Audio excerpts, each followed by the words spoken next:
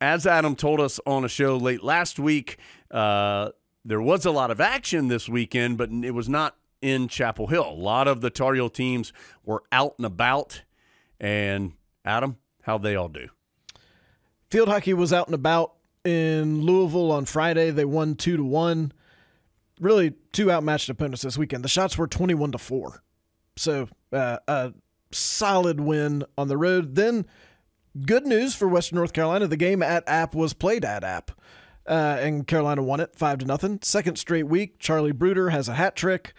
She is currently the reigning ACC Offensive Player of the Week, and I think she may have a chance to do it again. Shots on goal in that game were 16-1. So in these two games, that's a significant shot advantage in the two games, Adam. You have the numbers. 37-5. That's significant. Tar Heels, as you might expect, 10-0 overall, 4-0 in the league. They're home against Wake on Friday. Volleyball went to NC State on Friday, lost 3-1. That was a tough match, a lot of back and forth. Carolina did then come back and sweep Wake at Wake on Sunday. That runs the Tar Heels record to 13-2 overall, 5-1 in the league. They're going to go up to the Commonwealth this coming weekend and go to Virginia Tech on Friday and Virginia on Sunday. They're currently tied for second in the ACC. Pitt, Stanford, and SMU all up there. Pitt's number one in the country, I think. So Tar Heels are going to start to play that top half here over the next couple of weeks. Women's soccer, couple kind of weird matches. Carolina goes to California. They beat number 17 Cal 1-0 on Thursday. In perhaps the most electric television broadcast of a women's soccer match in history. It really, if you don't love Matt Krause right now, go back and watch that, and then you will develop an appreciation. It was like Adam began texting me and was like, "Are you watching this women's soccer game? Listen to this announcer in the women's soccer game." Tar Heels are not finished with this attack. It's a good corner. Trouble. Could be there. Could be danger. These are things of heroism and heartbreak. Woo! That's a close look.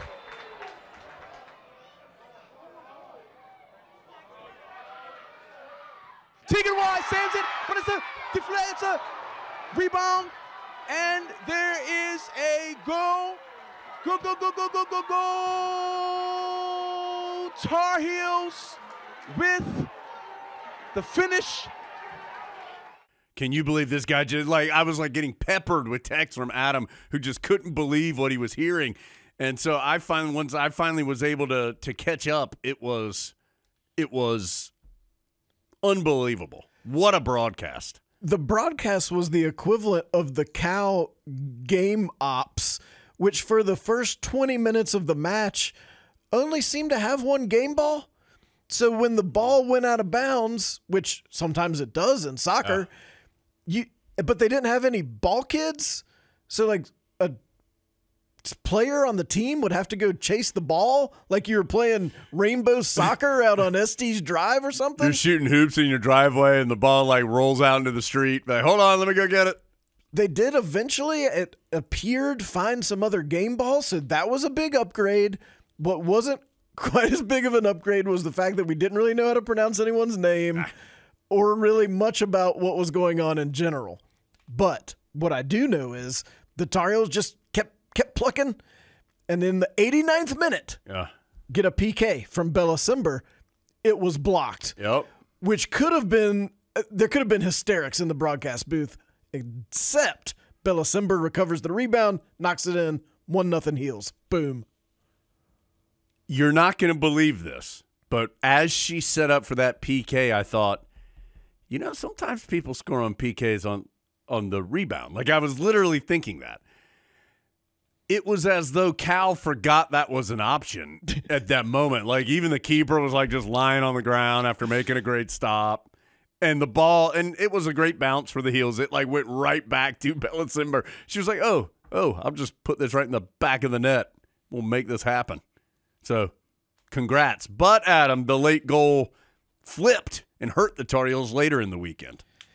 Yeah, I just wanted to just read some of these texts. Oh, okay. Just to give you a little flavor of the broadcast. I want you to understand that he kept incessantly talking about the crowd that was going crazy, according to him. On your screen was a shot of completely empty concrete bleachers. Yeah, the crowd I think it was on the TV side, yes. Well, they did camera side. They did eventually pan down with the one camera to get the shot of like 3 groups of people. Look, Adam, here's the problem. You've been spoiled by the excellence of the ACC network broadcast by the group here at Carolina, by Ken Cleary's team. You've been spoiled. Do not move. These might be the best 7 minutes of your life. That was said with 7 minutes left in the match. Said. That is a quote. That was said. I mean, the Tar Heels did win. I would not say it was the best 7 minutes of my life. Yeah. In my opinion. The replay equipment was kept in a tent that also obscured your view of part of the field. And so when they had to go to a replay for this PK, I mean, it was like you were like plugging in your VCR at Radio Shack. It was Cal. Well, again, Adam, Cal has been on the Pac-12 network, which was not very successful. Now they're in the ACC. I bet it will improve as time goes on, because again, you've been spoiled. Say what you want about Carolina. Say what you want. Their ACC network broadcast is as good as it's the best. I'm not even going to say it's as good as anybody. It's the best. Yeah, it's the bar. It is the bar. There are a couple others that do it well in the league. There is very clearly a group of schools that I think do it better than everybody else, but Carolina's the best even of that group. So you're just spoiled. That's all it is. Well, and I'll give firm kudos to Stanford. Oh. Their broadcast on Sunday was excellent. And it didn't end the way that I wanted because Stanford, number 7 in the country, got a 1-0 win. Tar Heels looked tired. Well, I mean, this is going to happen with these ridiculous road trips that teams have to make. And we talked about it some last week on the football, like Big Ten, and it happened again to the Big Ten. Well, you saw Ohio State go out there and lose at Oregon. I mean, it is going to continue to happen where teams are making these long trips, and it is going to affect them. It just is. You can prep all you want. You can try to get your biorhythms all you want. It's just unavoidable. Well, and Carolina doesn't have as much depth this year as they have had in some past years, so you don't utilize as many subs. Carolina got just 3 shots on goal. Claire Gagne was really good in goal for the Tar Heels. She had a career-high tying 5 saves, but Stanford did get the 1-0 win. So that puts Carolina at 13-2 overall, 6-1 in the league. They're back home against Clemson on Thursday. That's alumni night and Anson Dorrance night. Hey. Tar Heels going to celebrate Coach Dorrance. Tar Heels now right behind Duke in the ACC race. Remember, Carolina and Duke played, but that wasn't an ACC game. But Duke's 6-0 in the ACC. Tar Heels just half game behind. Men's soccer, 1-1 draw with Notre Dame on Friday. We'll draw you, Irish. Another big late goal. This one for Carolina, Matthew Acosta. His first goal as a Tar Heel came with 6 minutes left. That put Carolina at 7-1-4 overall, 3-1-1 in the league. The Tar Heels go to William and Mary tonight. That's the last non-conference match of the year. Carolina currently stands second in the ACC. There's a 3-way tie at the top between Pitt, Stanford, and Clemson. Pitt's good in a lot of Olympic sports somehow, but yet also they fired their AD.